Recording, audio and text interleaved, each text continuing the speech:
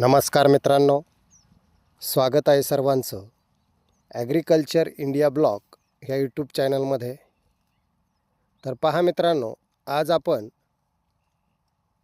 खूप छान सुंदर माहिती ह्या व्हिडिओच्या माध्यमातून घेऊन आलेलो आहे.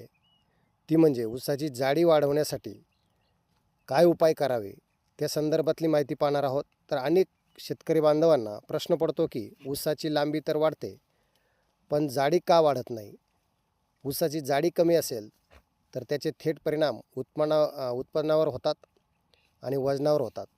आजच्या व्हिडिओमध्ये आपण ऊसाची जाडी आणि वजन वाढवण्यासाठी अत्यंत महत्त्वाच्या 5 उपाययोजना पाहणार आहोत.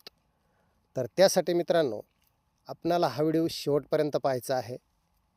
मग त्याच्यामध्ये ऊसातील हवा खेळती ठेवण्याचे महत्त्व, ऊसाची जाडी वाढवण्यासाठी विशेष खताचा डोस, जैविक खतांचा वापर कसा करावा, मोठी भरणी आणि पाणी व्यवस्थापन कसे करावे, या सर्व गोष्टी मित्रांनो आपण ह्या व्हिडिओच्या माध्यमातून पाहणार आहे.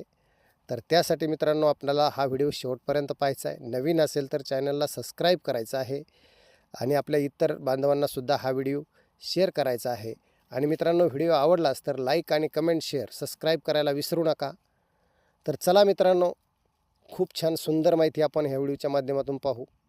तर अनेक शेतकरी बांधवांची मित्रांनो एकच तक्रार असते, ऊसाची लांबी वाढते पण ऊस जाडीला कमी पडतो आहे.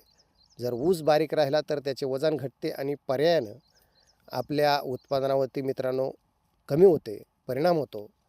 तर आजच्या व्हिडिओमध्ये आपण अशा 5 महत्त्वाच्या कामाबद्दल जाणून घेणार आहेत, ज्यामुळे तुमच्या ऊसाची जाडी आणि वजन दोन्ही नक्की वाढेल. त्यासाठी मित्रांनो व्हिडिओ शेवट पहा.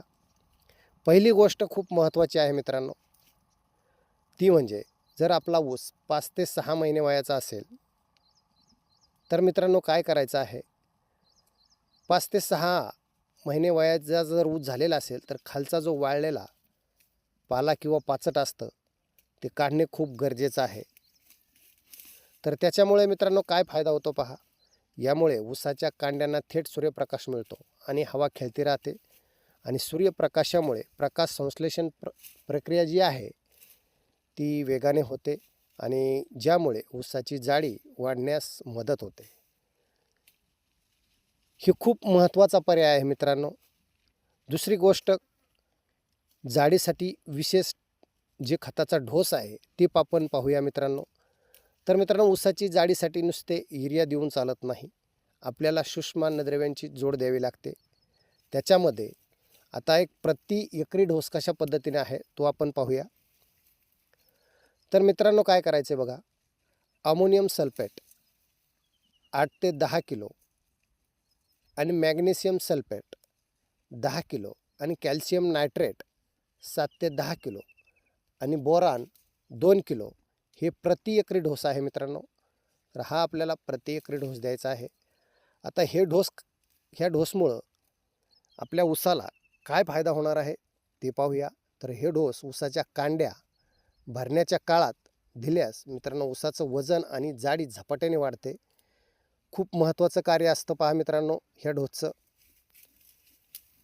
दुसरी गोष्ट आता आपल्याला पाहायचं आहे ते म्हणजे जैविक खतांचा वापर. आता जैविक खतांचा वापर कशा पद्धतीने करायचा बघा. शेतकरी मित्रांनो, जमिनीतील अनेक घटक पिकाला मिळत नाहीत ते उपलब्ध करून देण्यासाठी जैविक खतांचा वापर करावा लागतो. मग त्याच्यामध्ये प्रत्येकी 1 ते 2 लिटर प्रति एकरी आपल्याला हे सोडायचं आहे. यामुळे जमिनीतील पडून असलेली खते ऊसाला मिळतील आणि कांड्या फुगण्यास मदत होईल. PSB म्हणजेच स्फुरद विरघळणारे जीवाणू किंवा मग KMB पाला उपलब्ध करणारे जीवाणू, हे मित्रांनो आपल्याला खते जमिनीमध्ये पडून राहतात त्यासाठी हे जीवाणू आपल्याला मित्रांनो हे करायचं आहे. 1 ते 2 लिटर प्रति एकरी सोडायचं आहे. PSB म्हणजे स्फुरद आणि जीवाणू आणि KMB पालाश उपलब्ध होणारे जीवाणू, हे 2 प्रकारचे जीवाणू आपल्याला आपल्या ऊसासाठी हे करायचं आहे.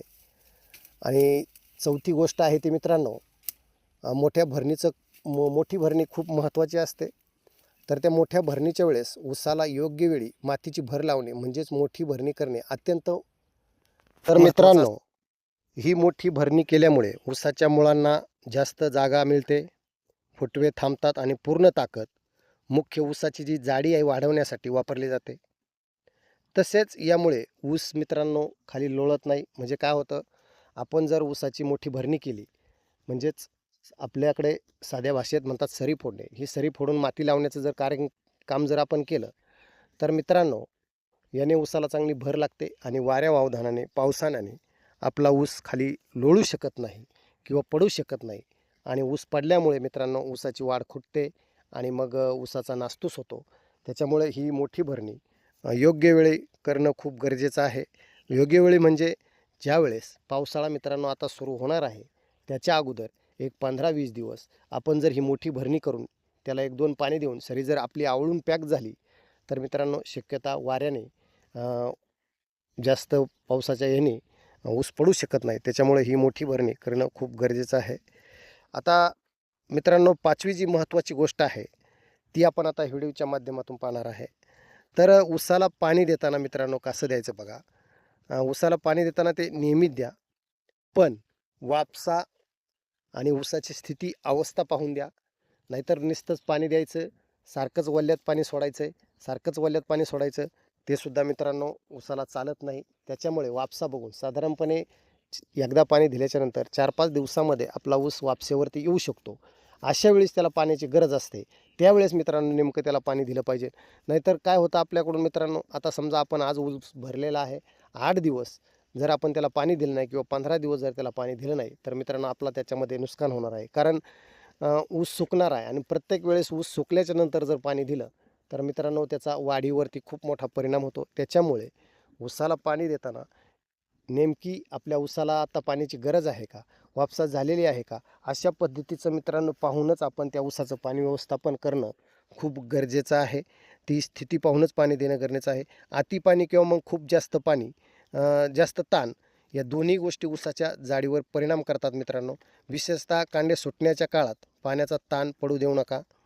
अशा पद्धतीनं मित्रांनो ह्या 5 महत्त्वाची कामे जर तुम्ही तुमच्या ऊसामध्ये जर केली, तर शेतकरी मित्रांनो ही 5 कामे तुम्ही जर योग्य वेळेत केली, तर तुमच्या ऊसाची जाडी नक्कीच वाढेल आणि तुम्हाला एकरी जास्तीत जास्त उत्पादन मिळेल.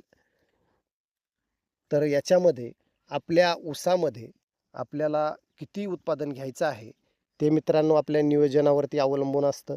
आपण कशा पद्धतीने नियोजन करतो, आपण कशा पद्धतीनं खत व्यवस्थापन करतो आणि कोणतीही गोष्ट मित्रांनो वेळेला खूप महत्त्व आहे.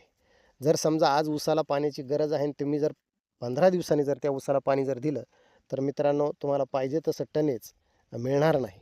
त्याच्यामुळे योग्य वेळेस योग्य पाणी व्यवस्थापन करणं, योग्य वेळेस योग्य खत व्यवस्थापन करणे. तर मित्रांनो नुसतं हे खत व्यवस्थापन करून चालत नाही, तर याच्यामध्ये आपल्याकडे काही सेंद्रिय खतांचा वापर आहे. तो वापरसुद्धा आपण यावेळेस करू शकता. ज्यावेळेस तुम्ही सरी फोडणार आहे, ज्यावेळेस मोठी भरणी करणार आहे, त्यावेळेस मित्रांनो नुसता रासायनिक डोस देऊन चालत नाही. तर त्यासाठी तुम्हाला सेंद्रिय खतांचा वापर करायचा आहे. मग त्याच्यामध्ये तुम्ही शेणखत वापरू शकता, कोंबड खत वापरू शकता, पालापाचोळ्याचं निंबोळी खत वापरू शकता, गांडूळ खत वापरू शकता. हे खतं जर मित्रांनो सरी फोडायच्या वेळेस जर वापरली, तर त्याचा खूप मोठा फायदा आपल्या ऊसासाठी होऊ शकतो. तर मित्रांनो दुसरी गोष्ट स्लरीचा सुद्धा आपण वापर करू शकता. तर अशा पद्धतीनं तुम्हाला मित्रांनो हा व्हिडिओ कसा वाटला नक्की कमेंट करून सांगा आणि शेतीविषयक अशा माहितीसाठी आपल्या चॅनलला सबस्क्राईब करा आणि हा व्हिडिओ आपल्या इतर शेतकरी मित्रांना शेअर करा आणि चॅनलला सबस्क्राईब करा. तर धन्यवाद मित्रांनो. माझा व्हिडिओ आपण शेवटपर्यंत पाहिल्याबद्दल मी मनापासून सर्वांचा आभारी आहे. पुन्हा एकदा सर्वांना विनंती करतो की आपण जर प्रथमच माझ्या चॅनलवरती नवीन असेल, तर असे माहितीचे व्हिडिओ पाहण्यासाठी माझ्या ॲग्रिकल्चर इंडिया ब्लॉग हे यूट्यूब चॅनल सबस्क्राईब करा एवढीच विनंती करतो आणि माझा हा व्हिडिओ समाप्त करतो. जय जवान, जय किसान.